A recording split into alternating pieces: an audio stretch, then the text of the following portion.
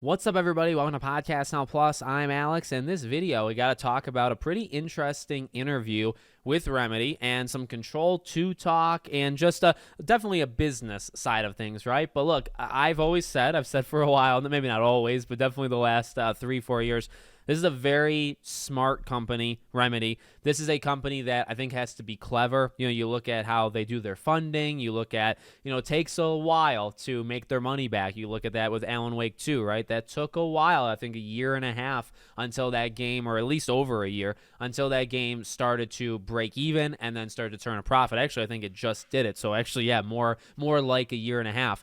And because of that stuff, because of their, intense creativity that I freaking adore, they're different. Like, they take risks. They do things that are against the grain in the industry.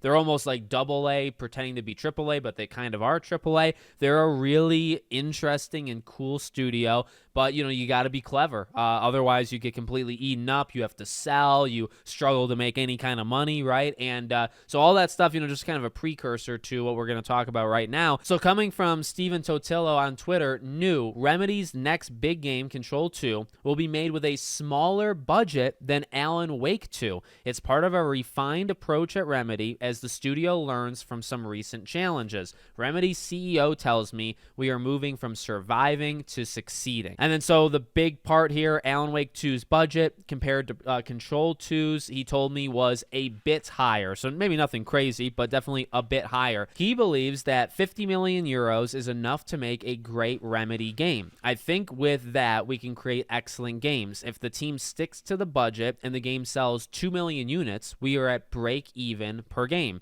Then that builds the basis that if we create an excellent game and it happens to sell 4 or 5 million units, then we are really happy. And this is I think partially or fully paid article, so you can only read part of it and then you have to pay for the rest. But that is enough. That's really what I kind of want to focus this video on. Again, I think these are people that just kind of get it, right? By the way, that strategy sounds literally like Alan Wake 2, where Alan Wake 2 needed 2-ish million, which is kind of what it got, right? Needed 2 million. Before then, it was going to lose them money. When it got to that point, you would be breaking even. You'd be recouping all the costs. Then you have to worry about making money, and that's what the future is about, right? And he literally breaks it down that 2 million is breaking even, and then you do more than that. You get 4 or 5. Now, here's the thing. Like, this is not rocket science, I don't believe, but I feel like in the gaming industry, like, this continues to just be so rare, right? Really, this is almost like an Astrobot thing that we just kind of saw, but this is why I feel like you should have more companies and studios trying to do something like this because, again, it's not rocket science, but let me walk through it with you. You play it safe, you got a budget, and you keep, like he says, you keep it on that budget, and you do something realistic, right? You're not making a game for 300 million. Like, you have a reasonable budget, but, it's not a team of 500. It's not a game that takes 7 years to make. You keep things reasonable and you shoot for, like, that's the biggest thing to me, that like they clearly know. It's that other people kind of need to like figure it out as well.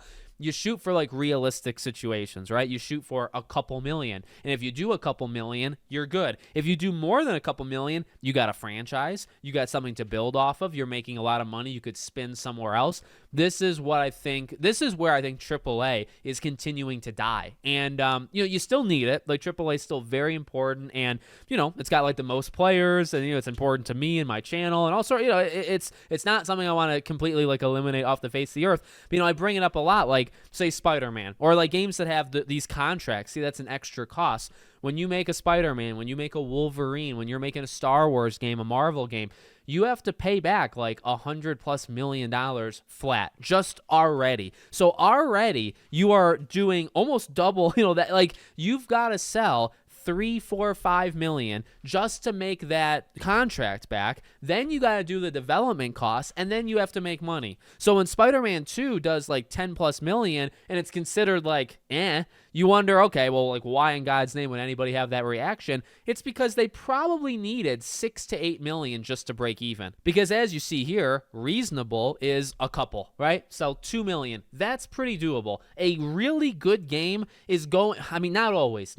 Good games sometimes are just almost destined to fail for some reason. But most times, I would argue, like, a really good game could find the audience, and, 2 million is not asking too much. but 6 or 7 is. Even a great game to sell 6 or 7, there's a lot of great games that do not do that. So that's where I would actually kind of agree, where it's like, yeah, like 2 million, a million, 500,000. If your game is great, even word of mouth, I think, can really help you reach several of those milestones.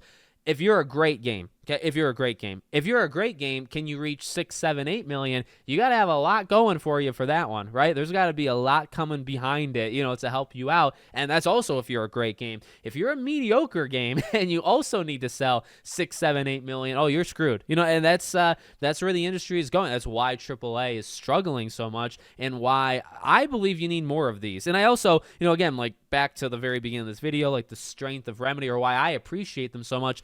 I love the weirdness. I love the taking risks and just doing things that are, they're trying to fit a mold, and they're trying to be something that, kind of average gamers are going to kind of find their way. But you also want to shoot for your own group, right? So they want to be themselves, and they want to attract people that have been with them, since the beginning. It's not the biggest group in the world, but they don't need the biggest group in the world, right? And then, yeah, you have a little bit of like a normie kind of culture, and you'll get people from there. And that's the winning strategy to me, right? You play it somewhat safe with that budget and the time and the people. And, if you had, I would just say triple the amount of developers that are doing it now that did it like that, I mean, we would be living in this golden, which I don't think we are. I truly think that these are rare. These are rare cases, is why I make video. If everybody was doing it, there really wouldn't be, it'd be like, yeah, pat on the back, but it's not that special. This doesn't happen all that much, you know what I mean, when something like this occurs. So, you almost want to give props to it, to say, hey, like, follow them. They're on to something. So just kind of want to make a video on that. You let me know what you think in the comments. Make sure, as always, you're subscribed to the channel, bell icon turned on, and I hope to see you all on the next one.